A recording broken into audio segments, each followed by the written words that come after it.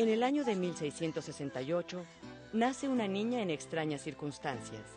Su nombre era Josefa Marín de Narváez, hija natural de Francisco Marín de Narváez y de una mujer que todavía hoy es un misterio.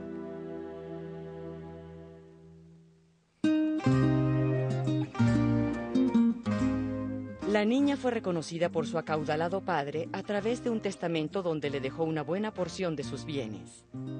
Fue criada por algunos familiares, ya que su padre se fue del país sin conocerla.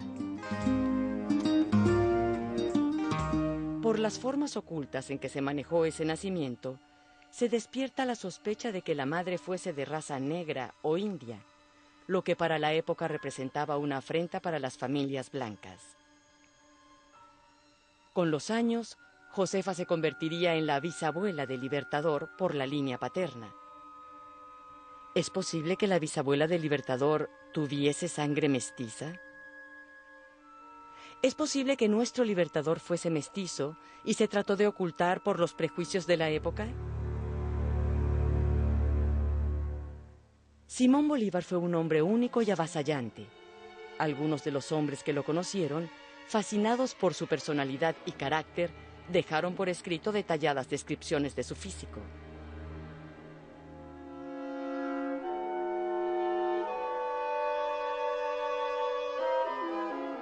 En esas descripciones se destacan elementos como el cabello ensortijado, el grosor de los labios y la forma del cráneo. Para algunos, dichas descripciones son pruebas irrefutables de que Bolívar tenía rasgos mestizos.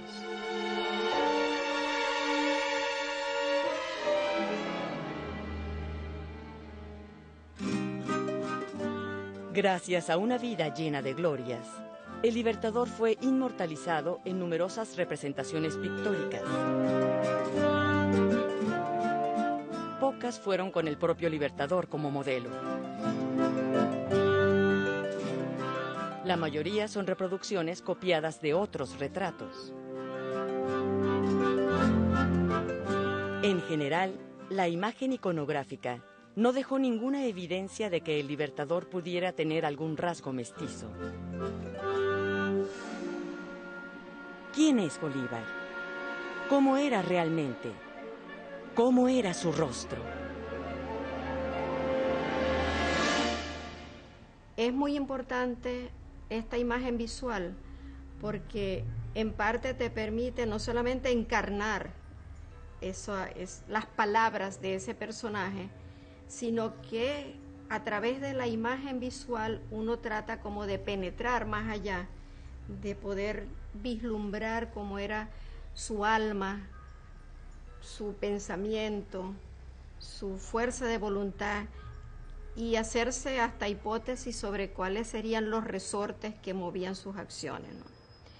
Por eso se tiende siempre a tener un retrato de la persona. El retratismo, como quien dice, el concepto puro de retrato es lo que busca, que más que el parecido, el parecido a la personalidad interna del personaje. El parecido, todo que conocemos a alguien, es fácil para nosotros reconocer en los rasgos de una nariz, unos ojos, un personaje conocido, familiar, un amigo, etc. Pero el representar el parecido al alma o a la psicología del personaje siempre es una cosa que necesita del retratista una experiencia y una práctica que no es común. Ahí el afán de llevar a una obra la figura verdadera de lo retratado, pero hay también la factura artística. Afortunadamente del Libertador existen probablemente más que retratos pintados, muchos retratos escritos. Porque siempre hubo personajes a su alrededor que se asumieron como tarea histórica, que estaban conscientes del papel histórico que estaban jugando, acompañando al Libertador, que asumieron entonces la tarea de dejar plasmada una descripción física del Libertador. Casi todos esos testimonios tienen algo muy particular que resaltan ciertos aspectos físicos de Bolívar, ¿no? Siempre hablan de su mirada, de sus ojos negros, penetrantes y muy vivaces, ¿no? La frente alta y ancha, la nariz perfilada, la cuenca de los ojos profundos, el labio inferior un poco más saliente que el superior, el labio superior delgado, de rasgos muy finos, nariz puntiaguda, una frente muy amplia, esa gran cabellera que tuvo, de pelo negro rizado. Después empiezan a aparecer las canas y lo sabemos por todas estas descripciones. Esos son elementos del rostro de Bolívar que se repite porque son como muy determinantes. Durante gran parte de su periodo activo en la guerra, usa bigotes y las largas patillas que todos siempre le atribuimos a los próceres de la independencia. Y esto de los bigotes además hace que su rostro sea más afilado, más guerrero, más marcial, ¿no? Sabemos que casi al año 25, por ahí es que se afeitó, se quitó los bigotes y lo que hacía entonces su rostro más delgado, más afinado, quizás hacía que otra vez la atención se fijara en sus ojos. Luego de ese momento ya el Libertador es retratado sin bigote y esa es la imagen que hemos heredado hasta el presente del rostro del Libertador, un Libertador sin aquel bigote que le da un aspecto más fiero, más militar. Gil de Castro, ¿verdad?, es uno de los pintores latinoamericanos que más retrató al Libertador. Lo retrató en vida y lo retrató muchísimas veces después de muerto, guiándose por los retratos que le había hecho. Creo que es el único pintor sobre el cual existe una carta de puño y letra del Libertador, del cual elogia su obra y además se utiliza como referencia a la frase de que es retrato mío hecho con la mayor exactitud y semejanza. Ese es un cuadro que satisfizo mucho al Libertador por el parecido logrado por el artista. Tanto fue así que en una carta que le envía a María Antonia, su hermana, junto con el cuadro, él habla de eso. Su retrato ha sido una imagen también interpretada por muchos artistas posterior a la muerte del Libertador. Ha sido uno de los íconos que se ha utilizado para que otros artistas recreen la imagen del Libertador. La maravilla es que tenemos esos testimonios, pero siempre nos quedaba la duda de cómo realmente fue, porque si eso lo cruzamos con los retratos que sabemos que se le hicieron en vivo, o sea, estando vivo, que el Libertador posó y lo pintaron, son muy pocos los retratos que sabemos que se le hicieron, varios pintores, 3, 4, no debe llegar a 5 las personas que lo pintaron directamente. Por tanto, siempre queda esa duda de que no sabemos cómo era realmente.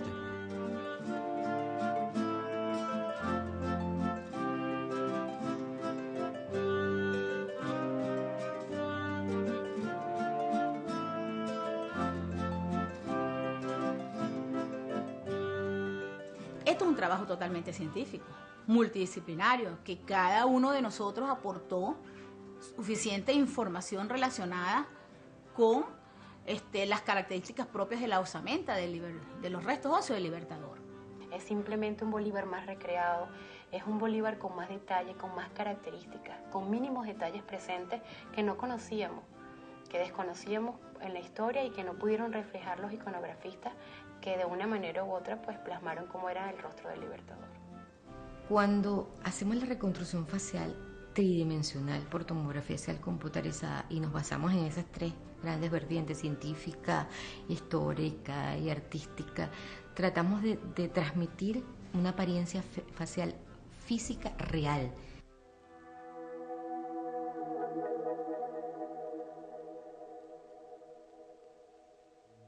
Cuando realizamos la tomografía, uno de los hallazgos más importantes y tal vez más emocionantes que sentí fue, mira, tiene la nariz desviada. La nariz desviada se llama septundesviación nasal. Puede ser bien sea hacia la derecha, es destroconvexa, y bien sea a la izquierda, es levoconvexa. No se le veía. Si tú te pones a ver, claro, ahora ya que uno lo sabe, puede analizar con más detenimiento las iconografías y tal vez las consigamos, pero en el principio no estaba. Había una excrescencia ósea, como por aquí en la barbilla, en la porción inferior de la barbilla, en angular, que estaba allí y la pudimos ver en la tomografía. Hoy en día, cuando vamos a ver ahora las iconografías, vemos que sí, que había como una especie de bultiquito allí, bulto, que tenía él, que podría corresponder a la excrescencia ósea que pudimos observar. Que era un hombre de un temperamento muy fuerte, cuando tú ves en ese desgaste tan pronunciado los dientes, que en aquella época no sé cómo se le llamaba, ahorita le llamamos bruxismo, hay mucha gente en esta época que es bruxómana por estrés, por angustia, por nervio, cuando tienes, ¿entiendes?, miles de cosas que hacer y pues lo demuestras en la noche o en el simple día, el hecho de frotar dientes contra dientes. En él se veía muchísimo esta característica y pues, y por todas estas medidas que te dije y estas asimetrías que había, pues tú te logras dar cuenta que era un hombre de un temperamento muy fuerte. Es que tú lo vuelves a la vida. Ese es el fondo. ¿Sabes?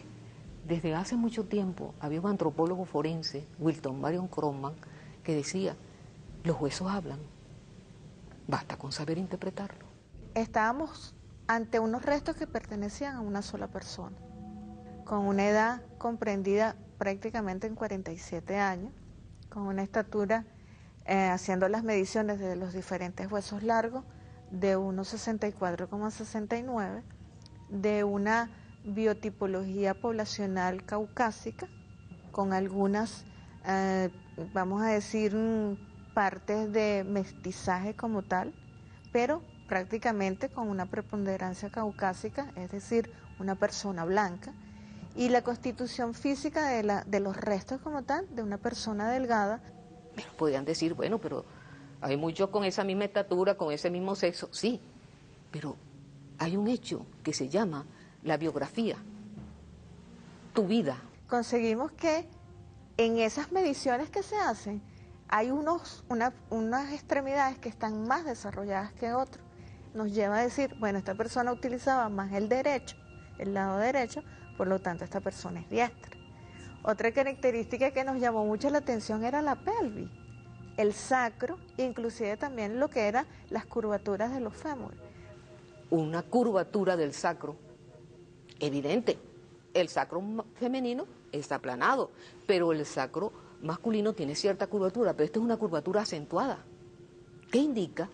Porque era una persona que tenía una actividad física muy diaria, muy continua como tal.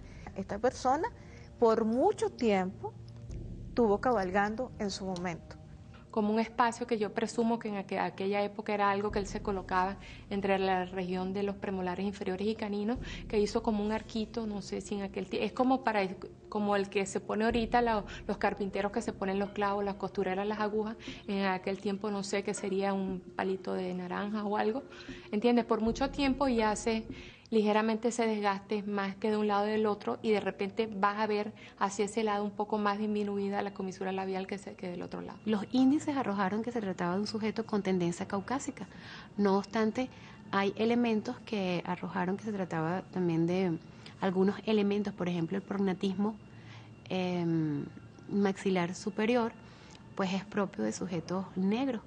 Entonces, al estar presente este prognatismo, no podemos hablar de un sujeto caucásico 100%.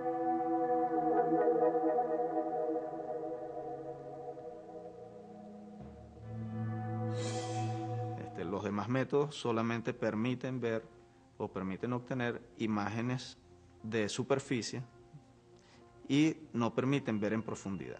Y de hecho, la tomografía axial computarizada es el método de reconstrucción más fiable que cualquier otro conocido actualmente, ¿no? ¿Cuál era el objetivo? Es como colocar ese cráneo dentro de una computadora con una certeza del 99,9% porque es una tomografía axial computarizada. Es importante que tengamos en cuenta todos que se trató de cuidar todos los detalles para hacerlo lo menos invasivo posible. En primer momento lo que nos interesaba es no dañar esos restos tan valiosos. Buscamos a alguien que pudiera de una manera u otra unir o unificar cada uno de los criterios de las diferentes disciplinas. Acuérdate que una reconstrucción facial no es propia de una especialidad. En el rostro intervienen otras especialidades como la parte radiológica, que fue la que aportó, por así decirlo, el esqueleto, el armazón de lo que es la reconstrucción, pues permitió captar de una manera digitalizada la estructura craneal del libertador. Lo que es ciencia porque es verificable, es visible y es repetible. Desde estos tres puntos de vista es completamente ciencia. Cualquiera que lo quiera volver a hacer, cualquiera que lo quiera ver y lo quiera repetir, pues con cierto margen de error lo va a tener igual. Dentro de todas las gamas de iconografías que se tienen de Bolívar, se tomó en cuenta la iconografía de Gil de Castro porque tiene todo un estudio de cada uno de los segmentos anatómicos es uno de las iconografías que desde el punto de vista histórico pues mejor reflejan las características. Ahorita que se comparó no solamente la imagen, sino toda la información descrita de otros autores. El Philippe Frot es un artista, un paleoartista en reconstrucción 3D de tipo forense del Parc Audiovisual de Cataluña en Barcelona, España. Él tiene gran experiencia en la realización de estas reconstrucciones faciales con tomografía axial computarizada y tiene grandes estudios y competencia en lo que es los software. Mi aporte fue primeramente darle toda la base de datos métrica del levantamiento de las medidas del cráneo y de la mandíbula del Libertador, y luego a través de una serie de aplicaciones matemáticas, de algoritmos, poder aportar también los grosores de tejidos blandos de las diferentes regiones del cuerpo para poder plasmar cómo realmente podía ser la imagen del Libertador. Entonces, odontología más que todo a partir de la base de la nariz, de la ala, ¿okay? De la ala de la nariz, donde el ala de la nariz nunca debe sobrepasar la eminencia canina. Entonces, a partir de ese momento y hacia abajo, lo que es la parte del mentón, está la parte de lo que decimos en sí el trabajo del odontólogo forense con Philippe. Las enfermedades de los seres humanos marcan el rostro de las personas, el color de la piel, el diámetro anteroposterior de los ojos, ¿no? Lo que es la parte de la odontometría, que es las mediciones de los dientes, lo que es el grosor, el espesor, la distancia, todo lo que te va a hacer, lo que es de la base de la nariz hacia el mentón, lo que te da, como decir, casi prácticamente que la mitad de la cara, de la base de la nariz hacia abajo, lo que te va a dar el grosor de los labios, donde se va a ubicar la comisura labial. Anatomía patológica obviamente colabora con el posicionamiento desde el punto de vista anatómico de todos los músculos del cráneo, craneofaciales, que te dan las características particulares del rostro y que van obviamente en concordancia con esas asimetrías óseas que tiene el rostro, ¿ok? Te da el color de la piel, porque evidentemente una persona que tiene un grado de deshidratación, cabalgatas de largas horas, mala alimentación, sumado a una enfermedad pulmonar que lo describe cada uno de los autores desde el punto de vista histórico. En este caso de Bolívar, pues era ligeramente prognata, donde los dientes eran casi ligeramente tope a tope y la mandíbula iba un poco más hacia afuera, entonces lo que nos da esa apariencia, un labio un poco más grueso. Si nos vamos al labio superior, nos tomamos lo que llamamos la fosita oral, que es esa fosita que ves aquí, que es una medición sencilla que tomas el punto más ancho del espesor del esmalte de los dientes centrales y te da la anchura de la fosa oral y lo que te da lo que llamamos el arco de Cupido, que es el arco que te bordea el borde bermejo del labio superior, te lo da esa distancia, que en un labio delgado es más suave y atenuado, en un labio más grueso es más pronunciado. Se ven esos ojos un poco más hundidos, con un diámetro anteroposterior más corto, ¿no? Y entonces te da una mirada a lo mejor más profunda, ¿no? Realmente el estudio interdisciplinario es el que pudo permitir el poder plasmar gráficamente la imagen del Libertador. Un dato histórico que refrenda las descripciones que desde el punto de vista científico se están plasmando, y estas descripciones científicas a su vez corroboran esa información histórica, y el artista lo que ha hecho es simplemente, tomando en cuenta el dato histórico, tomando en cuenta todos estos estudios científicos, lo que hizo simplemente es plasmar con su arte la representación gráfica de esta información. El hecho de que hayamos hecho una reconstrucción facial no cambia absolutamente nada. Al contrario, yo creo que te emocionarías más de ver, no es lo mismo ver un papel plasmado con un lápiz que hiciera un retrato a ver una especie de fotografía en 3D y ver su textura, su piel, todas esas cosas que no fueron hechas subjetivamente, fueron hechas con relatos históricos, hechas según la base anatómica. Entonces ese es el Bolívar que nos vamos a conseguir, un Bolívar que sintamos como que está vivo todavía, que sigue vivo en nuestros corazones y que ojalá siga permaneciendo vivo con esa imagen para muchas generaciones. Generalmente los grandes países del mundo siempre están, tienen como orgullo poder reconstruir y sacar a sus próceres y hacerle su reconstrucción facial. ¿Por qué no nosotros? ¿Por qué no podemos estar nosotros, al avance de cualquier otro país del mundo, y quitarnos esa parte de que profanamos? Nunca se profana cuando se va con fines de dignificar y con fines de reconstruir, de hacer algo bueno. Eso nunca es profanar. Profanar tiene otras características que son totalmente diferentes a esto, pues. Entonces, cuando ustedes tengan la oportunidad de ver el Bolívar que creamos para ustedes, pues ustedes se darán cuenta, y si van un poco más allá, pues que la muerte vence a quien quiere y no a quien puede.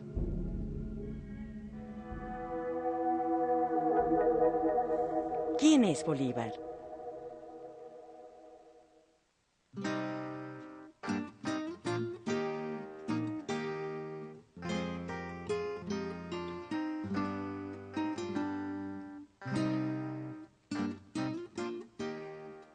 Personaje de una influencia tremenda en toda Latinoamérica, que además, y aquí un poco toda la dificultad, está representado desde hace 200 años por un cuadro que todo el mundo conoce, que es el retrato de Gil de Castro, y que nos presiona un poquito, digamos, en el inconsciente visual del personaje.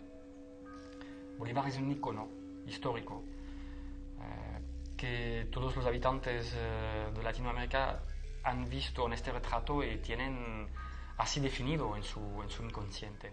Las doctoras venezolanas que estuvieron aquí realizaron con nosotros pues un trabajo, creo que muy completo. Ellos ya les llevaban una información ya muy estudiada, muy detallada, y además un trabajo muy colaborativo, que habían logrado pues ya reunir todos los aspectos, pues tanto antropológicos como médicos. Y la información, pues por una parte ya la llevaban muy elaborada, y la relación con nosotros pues fue muy buena, porque pudimos acabar de concretar aspectos.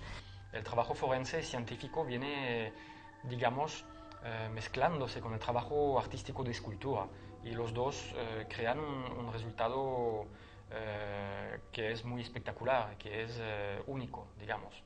Requiere, obviamente, de que el científico vaya supervisando, vaya revisando, vaya evaluando, ¿ah? Si hay aspectos que no corresponden, así no son.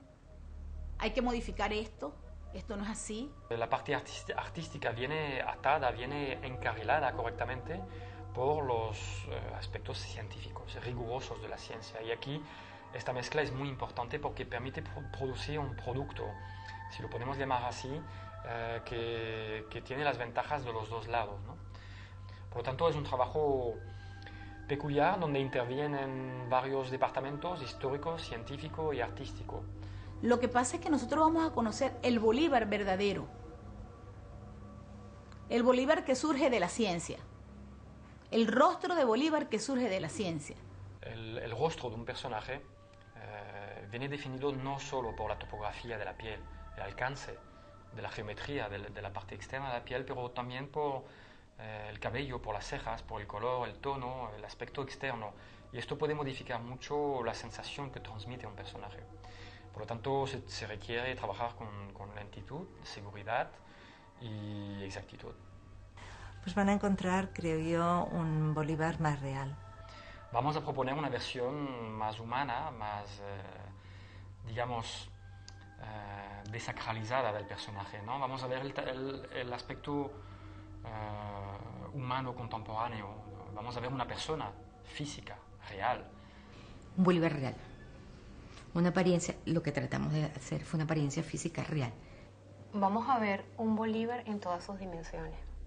Un Bolívar que va a expresar todo el balance corporal de las asimetrías presentes, de sus dimensiones.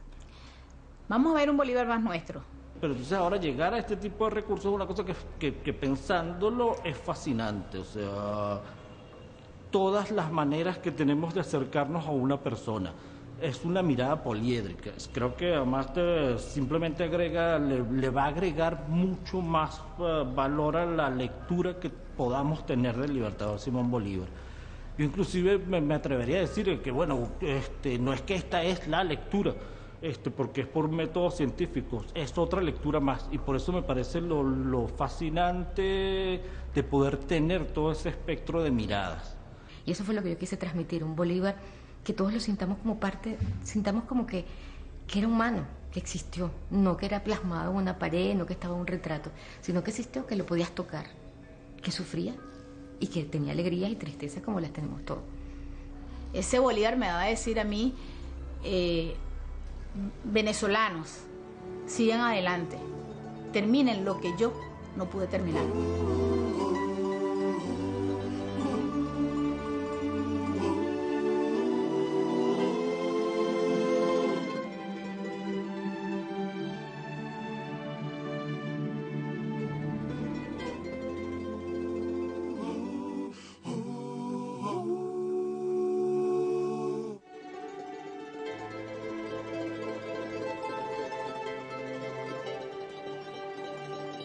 No solo fue el libertador de América, es de nosotros, o sea, nos pertenece. Y pues que lo hicimos con todo cariño para ustedes. Todo lo que era su obra, su vida, su lucha por obtener una patria libre y obtener una independencia de todo lo que era externo a nuestro país. Y eso me emocionó muchísimo el poder participar allí, el poder aportar algo y retribuirle a Bolívar parte de los sacrificios que él hizo por nosotros. Que el resultado para mí es indescriptible, la emoción que siento al verlo, y es indescriptible haber colocado ese granito de arena para poder que ojalá todos los venezolanos lo sientan así. Tenemos que entender que es después de haber realizado un trabajo científico.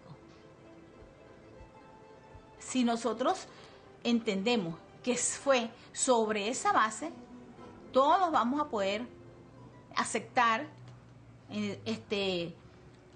que la imagen que vamos a conocer es nuestro libertador.